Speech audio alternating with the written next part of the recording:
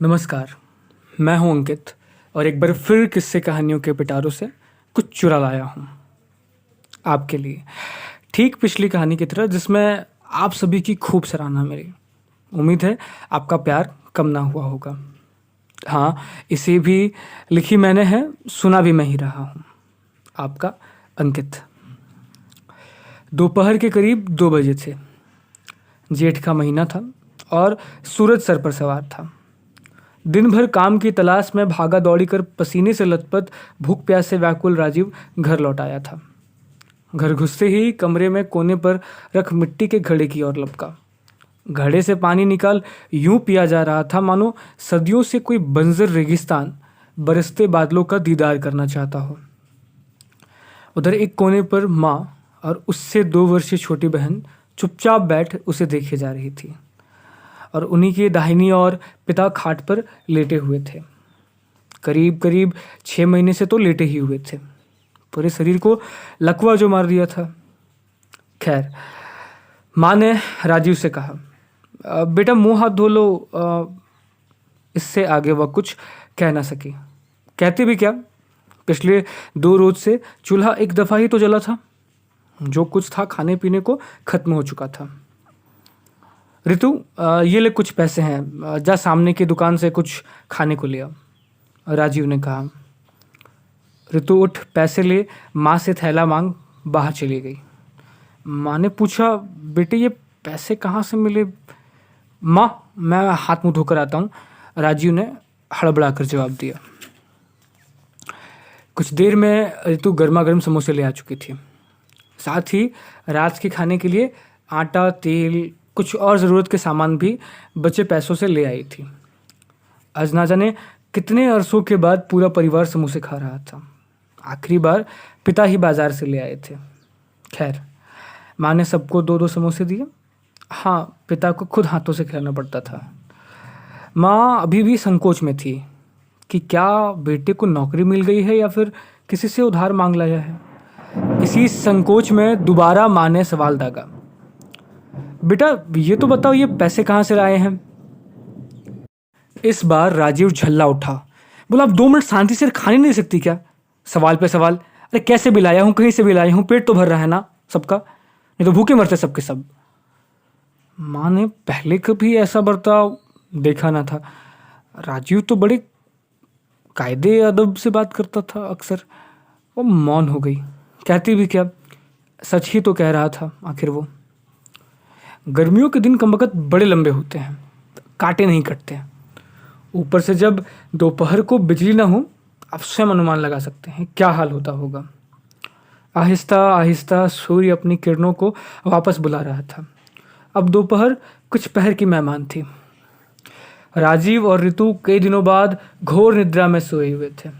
माँ उन्हें लगातार देखी जा रही थी। आज माँ के आराम का समय समाप्त हो चुका था। हाँ, क्योंकि जब कुछ बने घर पर तब तो काम करे, मगर यह आराम, ऐसा आराम उन्हें कैसे सुकून देता जब पेट में अन्न का एक दाना ना हो। सांझ ने दस्तक दे दी थी। माँ ने हल्के से आवाज़ दे ऋतु को जगाया। कुछ देर में दोनों काम में लग गई। चोर चोर चोर, पकड़ो पकड़ो। वो भाग रहा था। पीछे मुड़ देखने का वक्त न था। उसने एक रुमाल से चेहरे को ढक रखा था। भागता भागता वह राजीव से जा टकराया और राजीव ने हड़बड़ा कर अपनी आंखें खोली। उसका दोपहर का स्वप्न समाप्त हो चुका था। भौचक्का हो वह जमीन पर बैठा रहा। कुछ देर बाद स्वयं उठ चेहरे पर पानी मार अब माँ से कहा, माँ मैं आता हूँ, कुछ काम है, अर्जेंट है, आता हूँ। बिखरे बाल और होश दोनों को लिए वह रेलवे स्टेशन की ओर जाने लगा। ज़्यादा दूर था नहीं स्टेशन घर से, करीब करीब 1 किलोमीटर बस। वो पैदल ही जा रहा था। सड़क पर तेज जाती मोटर गाड़ियों की आवाज़, बर्तन बेचते फेरी वालों की पुकार, इन सब से उसे एक ही आवाज़ गूंजती सुनाई दे रही थी, पॉकेट मार है, पॉकेट मार है, मारो इसे मारो। राजीव ने कानों को ढक लिया। उसकी आंखें भर आई थी। जो जो स्टेशन के करीब आ रहा था, सुबह की स्मृतियां उसे परेशान किए जा रही थी। आज सवेरे भी पिछले कुछ दिनों की भांति वह काम की तलाश में पूरे बाजार भटक रहा था। अधिक उम्र न थी उसकी, कुछ 18-19 का होगा वो। 12वीं के बाद घर के हालात ने उसे पढ़ने नहीं दिया, वरना था बचपन से बहुत होनहार। हर क्लास में उसने बेहतरीन परफॉर्मेंस दी थी, कई दफ़ा फर्स्ट भी आया था। खैर, अभी तो दर बतर भटक रहा था काम की तलाश में।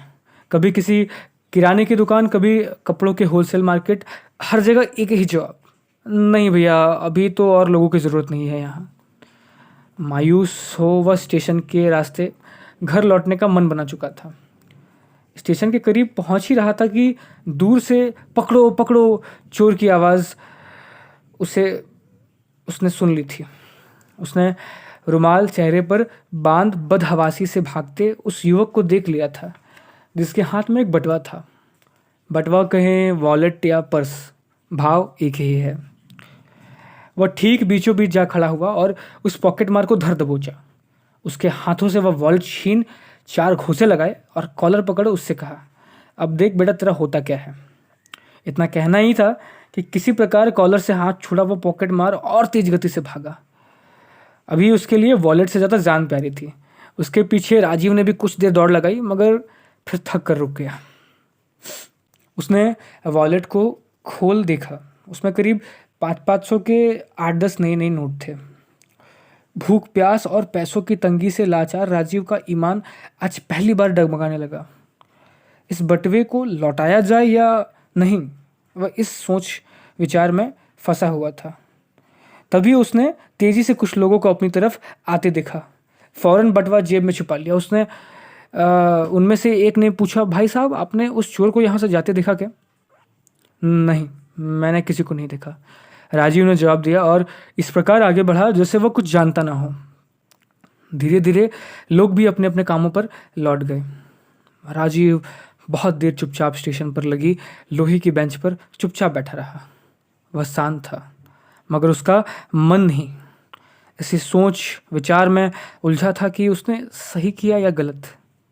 बचपन से माँ पिताजी के दिए संस्कारों को सोचता तो खुद को बेईमान पाता, और हालातों को सोचता तो खुद को बेबस पाता।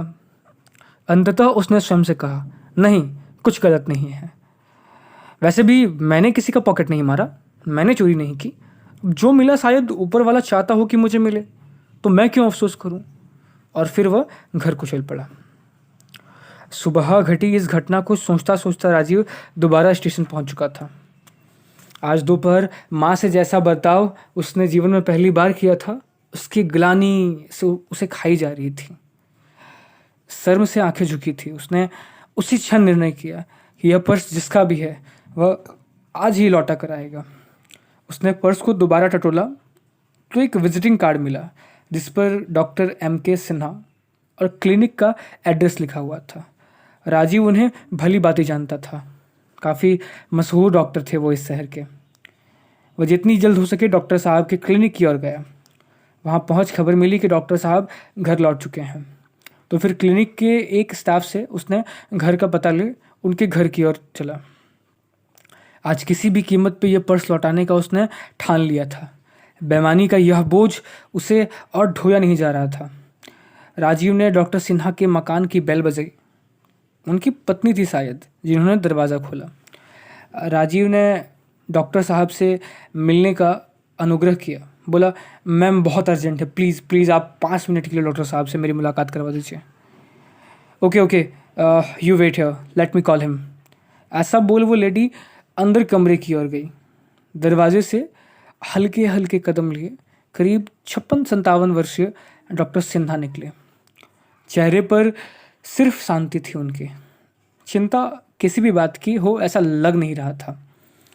उन्होंने राजीव को अंदर आ सोफे पर बैठने का इशारा किया। राजीव अब डॉक्टर साहब के समक्ष बैठा था। क्या बात है? What's the urgent work? Doctor Sinha ने पूछा। सर वो सुबह क्या किसी ने आपकी जेब काटी थी, आपका पर्स चुराया था? भारी आवाज़ में राजीव ने कहा। हाँ काटी तो थी, तो क्या हुआ, पकड़ा गया क्या? वो बड़ा ही तेज था। मैं अपने एक मित्र को स्टेशन से रिसीव कर कार की ओर लौट ही रहा था कि तभी भीड़ में से वो जेब काट कर भाग गया। अच्छा बताओ, किसी ने पकड़ा क्या उसको? हाँ डॉक्टर साहब, मैंने। What? Well done, well done. तो पुलिस के हवाले कर दिया ना बेटा तुमने उसको? डॉक्टर सिन्हा ने पूछा। नहीं नहीं, उस उस पॉकेट मार से ज़्यादा बेईमान तो मैं हूँ। इतना बोल राजीव फूट फूट कर रोने लगा। डॉक्टर सिन्हा को थोड़ा बहुत माजरा समझ आने लगा था। उन्होंने उसे शांत कर पूरी बात बताने को आग्रह किया। राजीव ने एक एक कर अपने परिवार की दशा और सुबह बीती घटना का जिक्र कर हाथ जोड़ नजरें झुका डॉक्टर सिन्हा से बोला, हो सके तो मुझे माफ़ कर दीजिएगा डॉक्टर साहब। डॉक्टर सिन्हा के चेहरे पर हल्की मुस्कान थी। उन्होंने कहा, अच्छा अब तो मेरी वॉलेट लौटा दो। राजीव ने फ़ौरन वॉलेट उन्हें थमा दिया।